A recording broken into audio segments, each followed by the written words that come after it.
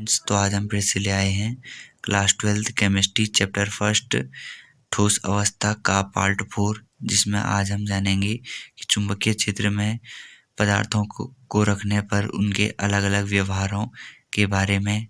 तो किस प्रकार पदार्थ अलग अलग व्यवहार करते हैं।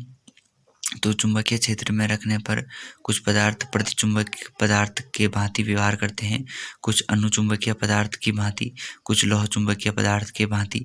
आज हम जानेंगे कि इन पदार्थों में क्या क्या अंतर होता है, किस प्रकार हम डिफाइन करेंगे प्रतिचुंबकीय पदार्थ और अनुचुंबकीय पदार्थ को। यह भी मोस्ट इम्पॉर्टेंट क्वेश्चनों में से एक है। अधिकतर बार यह पूछा जाता है प्रतिचुंबकीय पदार्थ तथा अनुचुंबकीय पदार्थ में अंतर बताइए। तो आइए जानते हैं क्या होते हैं प्रतिचुंबकीय पदार्थ। यह होते हैं प्रतिचुंबकीय पदार्थ। जब इनको चुंबकीय क्षेत्र में रखा जाता है तो यह चुंबकीय रेखाओं को प्रतिकर्षित कर देते हैं। तो आइए जान लेते हैं इसकी परिभाषा। पेपर में किस प्रकार लिखेंगे, तो आप नोट्स जरूर बनाएं। प्रतिचुंबकीय पदार्थ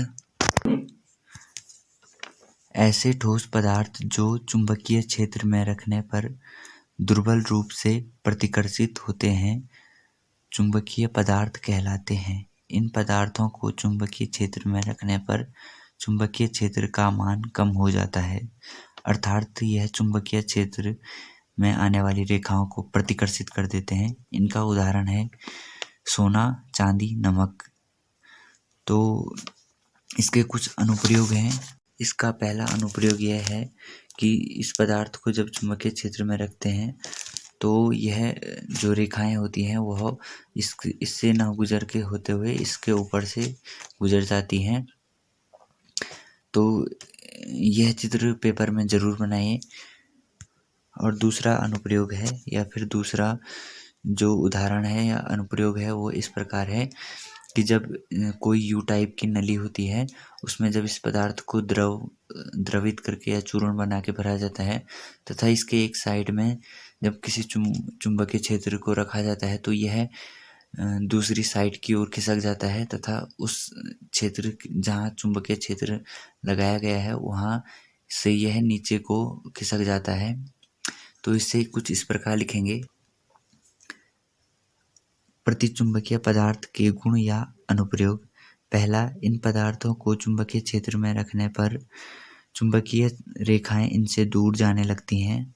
दूसरा है, इन पदार्थों को परख नली या यू नली में रखकर एक तरफ चुंबकीय क्षेत्र दिया जाता है तो वह नली के दूसरी तरफ खिसक जाते हैं। तो दोनों चित्र बनाना बहुत इम्पोर्टेंट है। तो दूसरा है अनुचुंबकीय पदार्थ। अनुचुंबकीय पदार्थ क्या होते हैं?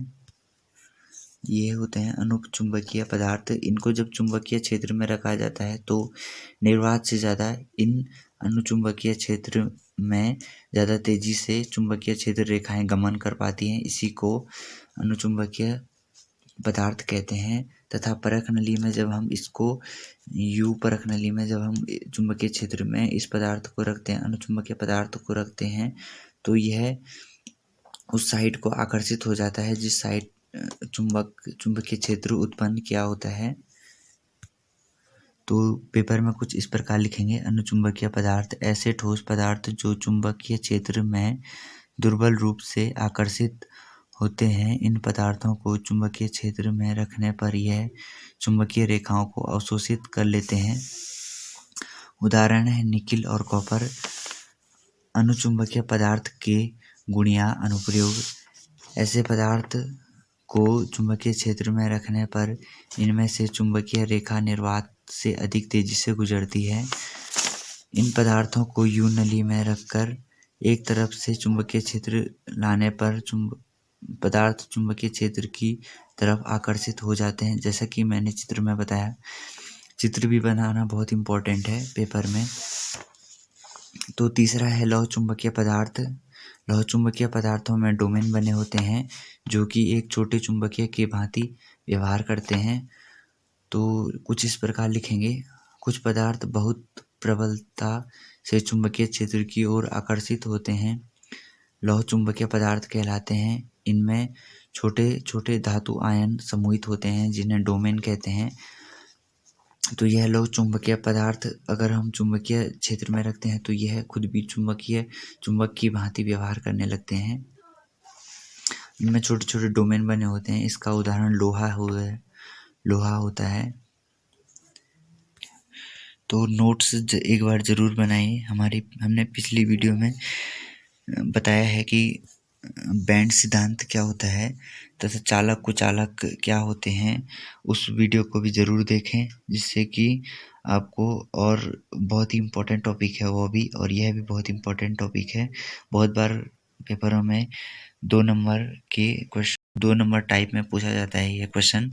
तो आप इतना ज़रूर लिखें और चित्र ज़रूर बनाएं। इससे आप एग्जामिनर पर एक अलग प्रभाव पड़ता है चित्र बनाने से।